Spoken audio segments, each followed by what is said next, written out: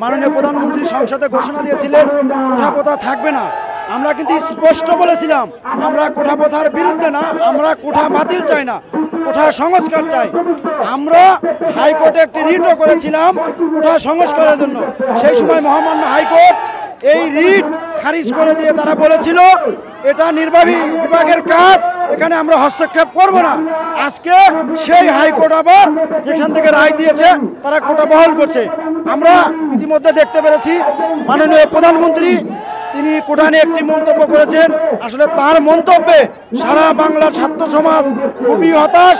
আমরা মাননীয় প্রধানমন্ত্রীকে অনুরোধ করব আপনি 18 সালে যে কথা দিয়েছিলেন আপনার কথা ছাত্র সমাজের পালস বুঝে আপনি এবার রক্ষা করবেন। যদি ছাত্র সমাজের এই এক দফা দাবি মানা না হয় আমরা প্রয়োজনে সারা বাংলাদেশ অচল করে দিয়ে হলে আমরা আমাদের দাবি আদায় করব এবং আমাদের দাবি আদায়ের যে আন্দোলন হবে সেটা হবে সম্পূর্ণ সুশৃঙ্খল এবং শান্তিপূর্ণ আন্দোলন। আমরা চাই যে আমাদের দাবি মেনে নেওয়া হোক।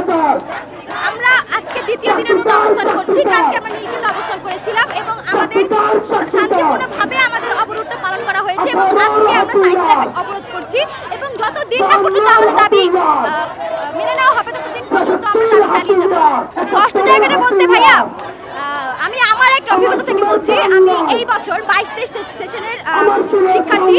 আমি রাজশাহী বিশ্ববিদ্যালয়ে 1605তম হয়েছি। আমার দুঃখ নেই যে আমি চান্স পাইনি বা সাবজেক্ট পাইনি, কিন্তু আরেকজন কোটাধারী সে মুক্তিযোদ্ধার নাতি কিংবা পোষ্য কোটাধারী সে 35তম হয়ে কিভাবে সে ল্যান্ডলো পায় এটাই আমার কোশ্চেন। আমি পাইনি এটা আমার কোনো দুঃখ না, কিন্তু সে কিভাবে পেল? এটাই আমাদের দাবি যে আমরা একটা বৈষম্য মুক্ত বাংলাদেশ চাই। বৈষম্য ছাড়া 71-এর একটা যে সাম্যবাদী একটা বাংলাদেশ আমরা সেটা চাই।